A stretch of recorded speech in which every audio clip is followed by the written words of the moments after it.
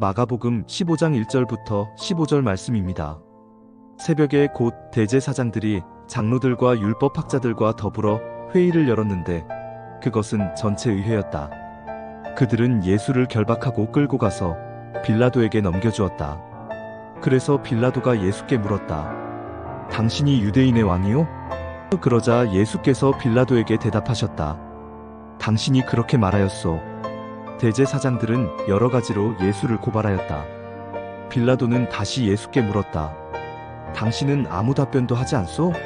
사람들이 얼마나 여러 가지로 당신을 고발하는지 보시오. 그러나 예수께서는 더 이상 아무 대답도 하지 않으셨다. 그래서 빌라도는 이상하게 여겼다.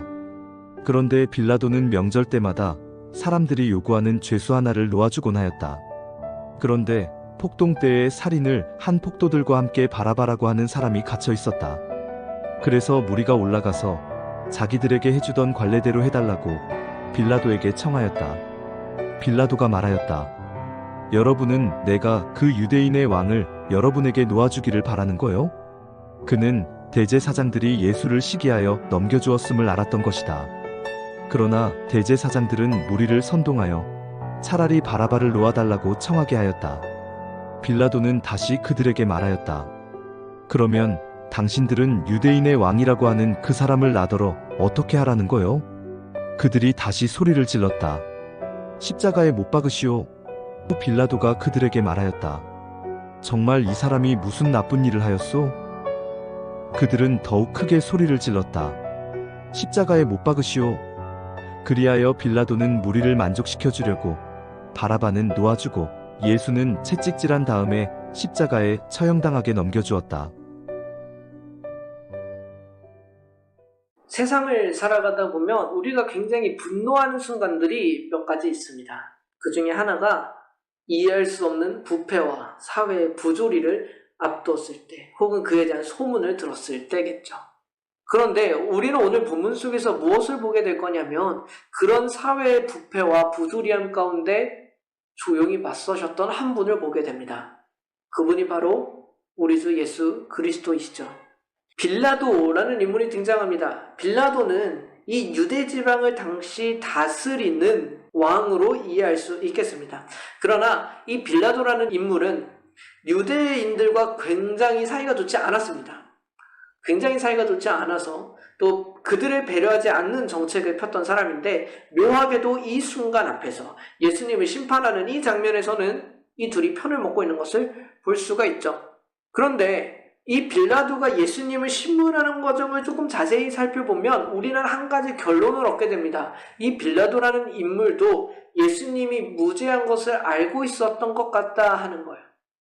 그런데 우리가 사도신경에서 고백하는 것처럼 본디오 빌라도에게 고난을 받으시고 결국 십자가 처형을 선고받지 않으십니까? 그렇다면 이 빌라도라는 인물은 어떤 인물인가요? 예수님이 무죄하다라는 사실은 알고 있었으나 자신의 정치적인 입장 혹은 정치적인 권위를 더 위에 서서 이 무죄한 사람을 처벌한 사람으로 우리는 보게 될 것입니다. 그러니까 참으로 불의한 재판장이었고, 또 예수님께서는 그만큼 부패한 부조리를 경험하게 되신 것이죠. 그러나 한편 빌라도가 예수님을 놓아주려고 노력하지 않았던 건 아닙니다. 그 당시에 어떤 풍습 중에 하나가 죄수 한 명을 석방시켜주는 그런 풍습이 있었습니다. 그래서 강도 바라바와 예수님 중에 누구를 풀어줄까 하고 백성들한테 묻는 것입니다. 빌라도는 당연히 이 예수라는 인물은 죄를 지은 것이 없음을 이들도 알고 있기 때문에 당연히 풀어주게 될 것이라고 예상했던 것 같습니다.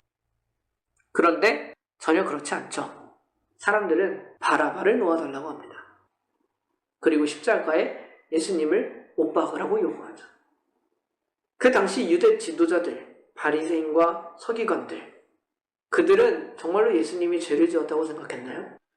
그렇지 않습니다. 그들의 자리를 위협했던 존재이기에 죽이려고 했던 것이죠. 그렇다면 이 백성들은 무지에서 예수님이 죄를 지었다고 생각했나요? 이 백성들도 알았습니다. 지금 이 십자가 처형을 선고받은 이 예수님은 반란을 모의한 적이 없습니다. 자신이 유대인의 왕이라고 사람을 모았던 적도 없습니다. 그러나 백성들은 예수님을 구해줄 것을 요청하지 않죠. 예수님께서는 이 부조리함, 부패함에 맞서고 계신 겁니다. 그런데 그 예수님의 모습은 어떠한가요? 침묵이시죠. 그저 그 부조리함의 한가운데로 들어가십니다. 예수님께서는 어떤 억울함도 토로하지 않으시죠. 어떠한 반격도 가하지 않으십니다. 다만 조용히 그 모든 억울한 판결, 부패한 판결, 부조리한 판결들을 수용하시는 겁니다. 그럼 우리는 이 예수님의 모습을 통해서 이 사회의 부조리함과 부패함 가운데 아무 말도 하지 말라는 것인가? 라고 이해할 수 있습니다. 이 메시지의 핵심은 그런 것에 있지 않습니다. 우리는 이 예수님이 왜 그렇게 들어가셨는지를 봐야 합니다. 왜 부조리함 가운데 항거하지 않으셨나요? 왜 부패한 판결 가운데 억울함을 토로하지 않으셨나요? 이 십자가의 희생 끝에 우리들의 생명이 걸려있기 때문에 그렇습니다. 이렇게 십자가를 지고 자신의 살과 피를 통하여 구원을 얻게 될 우리들이 있었기 때문에 그렇습니다.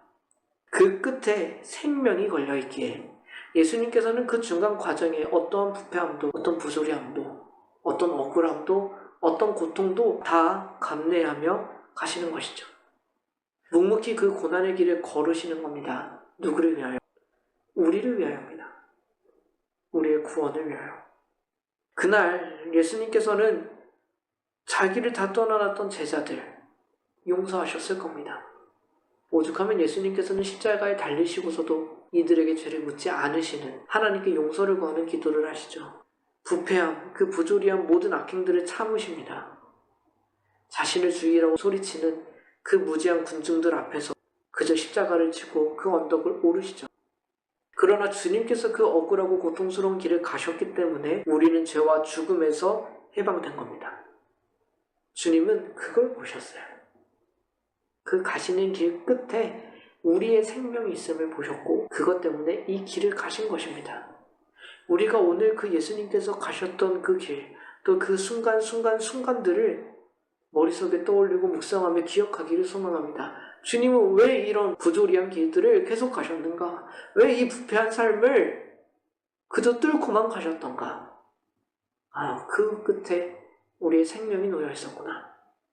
그분은 자신을 생각한 것이 아니라 그 끝에 놓여있는 우리를 보셨구나. 주님이 우리를 위하여 그 길을 가셨던 거구나 하는 것을 우리 마음속 깊이 생각할 수 있었으면 좋겠습니다. 여러분, 그래서 때로는요, 말씀을 보고 내가 어떻게 적용해야 되지?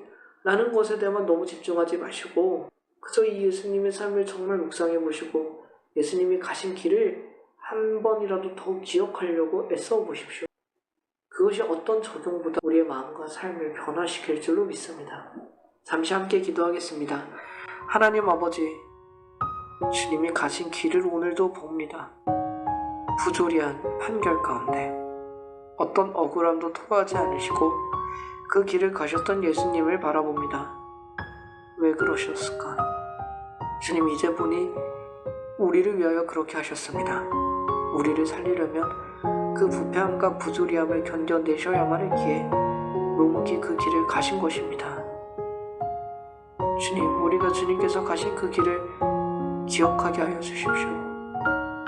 주님이 모든 불의에 맞서 그저 묵묵히 걸어가셨던 사실, 그것이 다른 어떤 것이 아니라 우리의 생명을 위하여 하셨다는 그 사실을 기억하게 하여 주옵소서. 다만 오늘 바라는 것은 그것을 잊지 않도록 예수님의 그 삶을 우리가 잊어버리지 않도록 늘 기억하고 늘 마음에 새기는 우리가 되었으면 좋겠습니다. 오늘 하루도 우리의 고난주간도 우리의 삶도 그 예수 그리스도의 인생을 잊지 않기를 간절히 소원하며 우리를 지극히 사랑하셨던 예수 그리스도의 이름으로 기도드립니다. 아멘.